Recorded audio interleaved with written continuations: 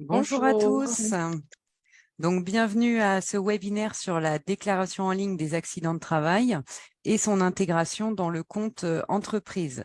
Donc, pour votre information, vos caméras et micros seront inactifs pendant la présentation, mais nous pourrons ensuite échanger ensemble, donc soit par le biais de l'onglet discussion ou Q&R pour questions-réponses.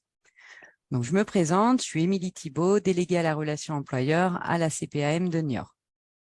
Je me présente à mon tour, donc Anita Junier, déléguée à la relation employeur également à la CPAM de Niort depuis 2008.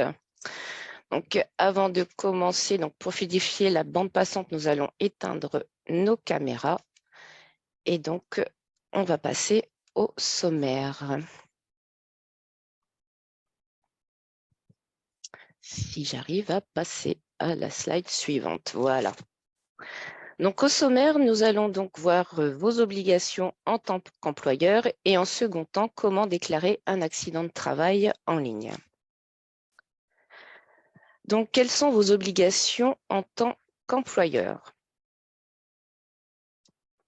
Alors, tout d'abord, il existe deux types d'accidents du travail. L'accident du travail qui survient directement sur le lieu de travail et l'accident de trajet qui arrive sur le trajet habituel domicile-travail ou en chemin vers le lieu habituel de restauration. Et fait important, tout accident ayant lieu au travail est présumé d'origine professionnelle. En tant qu'employeur, vous avez deux obligations. La première, c'est de déclarer sous 48 heures à la caisse primaire de rattachement du salarié concerné tout accident de travail dont vous avez connaissance. Nous vous expliquerons un peu plus loin comment. La seconde, c'est que cette déclaration concerne tous les salariés de l'entreprise, qu'ils soient sur site, en télétravail, en mission ou indépendamment de leur type de contrat de travail, CDI, alternant ou CDD, etc. Pour faire simple, dès qu'il arrive quelque chose à un de vos salariés, vous devez faire une déclaration d'accident du travail. Par contre, si vous pensez que l'accident n'a pas de lien avec le travail, vous pouvez émettre des réserves. Là aussi, nous allons vous expliquer comment un peu plus loin. Sachez que vos salariés aussi ont des obligations en cas d'accident du travail. Tout d'abord, faire établir un certificat médical chez un médecin. Ce certificat va décrire les lésions et sera ensuite envoyé à la caisse primaire. Ensuite, si un employeur ne remplit pas son obligation de déclaration, le salarié ou ses ayants droit ont 2 ans pour déclarer eux-mêmes l'accident auprès de leur caisse. Donc, vous trouverez sur amélie.fr, rubrique entreprise, une infographie détaillée qui vous présente les étapes de la déclaration d'un accident du travail. Donc, une fois que le salarié a consulté son médecin et que vous, employeur, avez fait votre DAT en ligne, tous ces documents sont transmis automatiquement à la caisse primaire. Pendant 10 jours, vous pouvez émettre des réserves, c'est-à-dire amener des éléments qui vous font penser que l'accident n'a pas d'origine professionnelle. Tout cela se fait en ligne, vous n'avez pas besoin d'envoyer de courrier à la caisse primaire. De son côté, donc, la caisse primaire instruit le dossier et rend sa décision sous 30 jours s'il n'y a pas eu de réserve ou 70 jours dans ces cas-là. Dans ces deux cas, employeurs et salariés sont bien sûr tenus informés de la décision de la caisse primaire. Dans le cas où il y aurait des réserves qui auraient été émises, le dossier est consultable dans son intégralité sous QRP et chacun peut faire des observations sur les documents ou commentaires de l'autre pendant 10 jours. Quoi qu'il en soit, la CPAM doit rendre sa décision maximum 90 jours après la réception du certificat médical du salarié et la réalisation de la déclaration d'accident de travail par l'employeur. Donc, comment effectuer votre déclaration? Eh bien, vous avez deux possibilités. La version en ligne via Net Entreprise présente des avantages dans le traitement des dossiers. Les champs sont normés, donc il n'y a pas d'erreur de remplissage et c'est un gain de temps dans le traitement. Cela vous coûte moins cher qu'un recommandé et surtout, vous êtes en mesure de fournir immédiatement à votre salarié la feuille d'accident pour la prise en charge de ses soins. Et sinon, donc, si vous n'avez pas d'habilitation, il y a la version papier qui est traitée qui est un peu plus longue à arriver chez nous. Donc, nous allons lancer un quiz pour savoir parmi vous qui a déjà fait une déclaration d'accident de travail. et sous quelle version vous l'avez faite. Donc, on vous laisse un petit peu de temps pour répondre.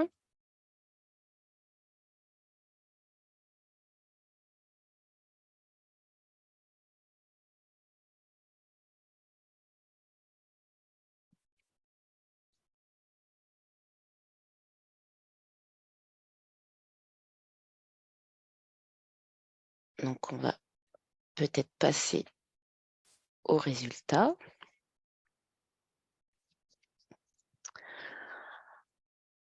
Alors, donc 96% voilà, de vous ont déjà fait une déclaration et il y en a encore qui en font un petit peu papier.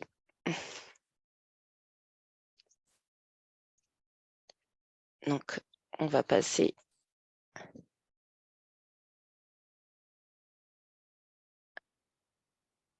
à la slide suivante, si j'y arrive.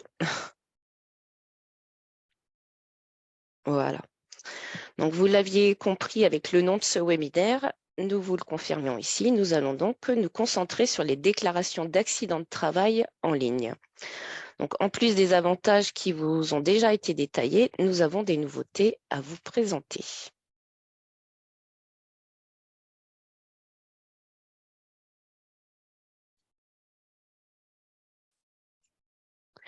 Donc, pour accéder à ces services, il y a deux prérequis.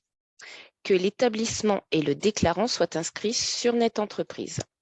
Que le déclarant soit habilité à Net DAT dans un premier temps, mais aussi, et c'est la nouveauté, au compte entreprise. Donc, un point d'attention selon votre statut, personne habilitée ou administrateur sur Net Entreprise. Les habilitations ne peuvent être modifiées que par l'administrateur du compte Net Entreprise du SIRET concerné. Donc, je vous parle du compte entreprise. Donc, qu'est-ce que c'est? Il s'agit donc sur Net Entreprise d'un regroupement à terme de tous les services assurance maladie et risques professionnels avec lequel vous interagissez avec nous. Il regroupe donc des téléservices qui existent déjà, donc comme la déclaration en ligne des accidents du travail, et de nouveaux téléservices, par exemple le dépôt de pièces jointes dans le cadre d'un dossier IJ qu'on vous a déjà présenté dans de précédents webinaires. Donc au final, il y a 4 cas de figure.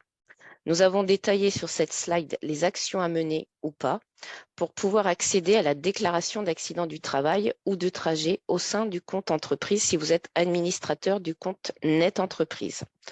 Donc, nous vous laissons prendre connaissance de la slide. Sachez que ce document est également disponible sur amélie.fr, rubrique entreprise.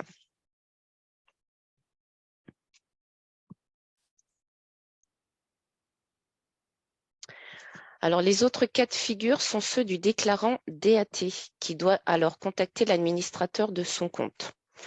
Si vous n'êtes ni administrateur de compte Net Entreprise ni déclarant DAT, vous pouvez soit contacter l'administrateur du compte de votre établissement, soit réaliser une triple inscription à Net Entreprise, au compte entreprise et à la DAT. Alors, je vais prendre la suite. Donc, pour coller aux habitudes et aux outils métiers de chaque déclarant, la déclaration d'un accident du travail peut être faite donc soit en mode EDI, c'est-à-dire en transmettant un fichier, soit directement dans le compte entreprise en remplissant un formulaire. Donc ça, c'est le mode EFI. Pour le mode EFI, donc la déclaration par formulaire, la durée de remplissage, elle est environ de 10 minutes.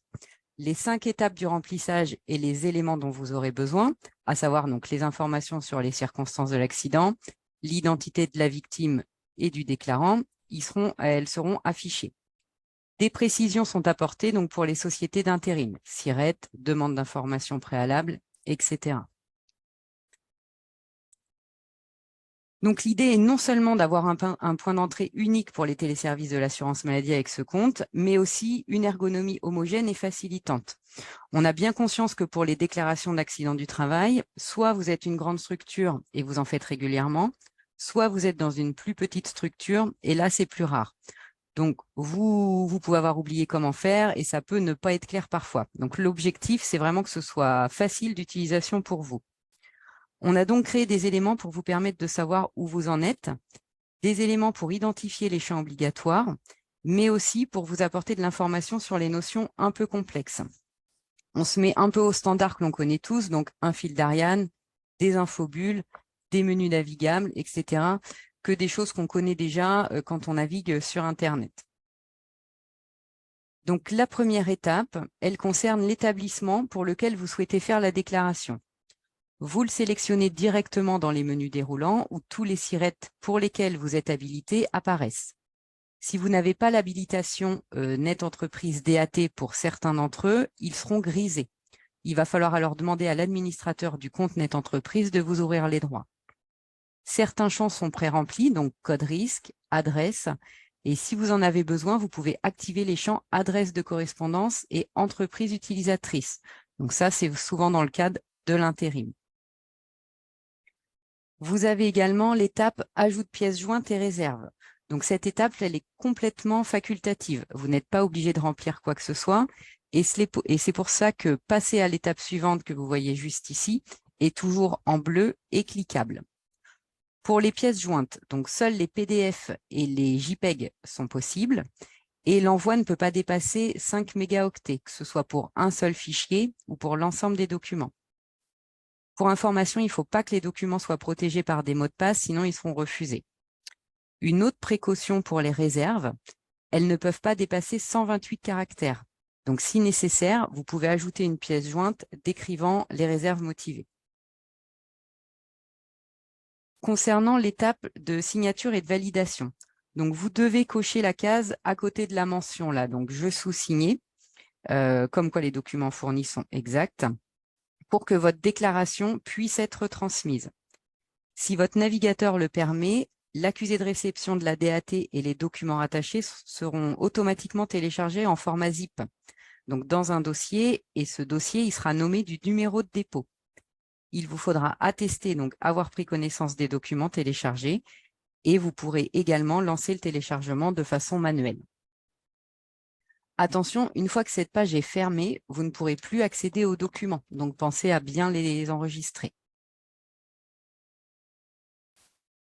Concernant les déclarations en mode EDI, donc le fichier est généré directement à partir de vos outils de gestion, dès lors qu'il est certifié pour les échanges avec l'assurance maladie.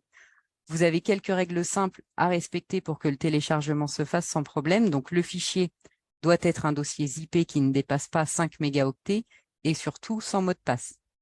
Concernant les logiciels que vous utilisez, la norme d'échange, elle ne change pas.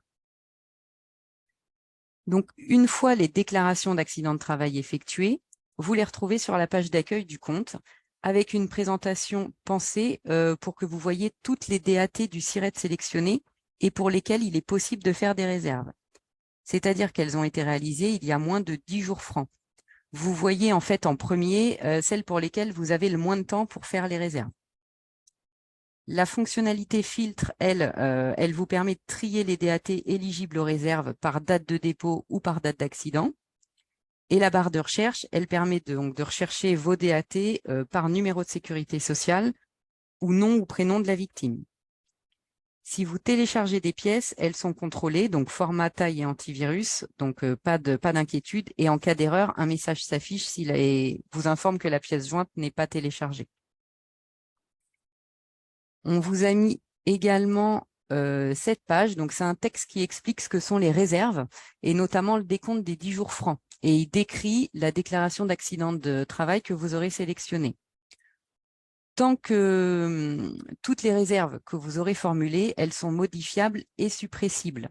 Tant que le délai de rattachement des réserves de la DAT émise n'est pas expiré, vous pouvez le modifier, rajouter ou supprimer comme vous le souhaitez vos réserves motivées.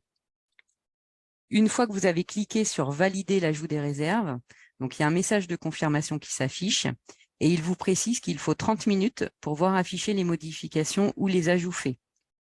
Pour rappel, vous n'avez pas besoin d'envoyer les documents en version papier à la CPAM à partir du moment où vous passez par ce biais-là. Une fois que la validation est effectuée, vous êtes redirigé vers la liste des DAT éligibles à l'ajout des réserves.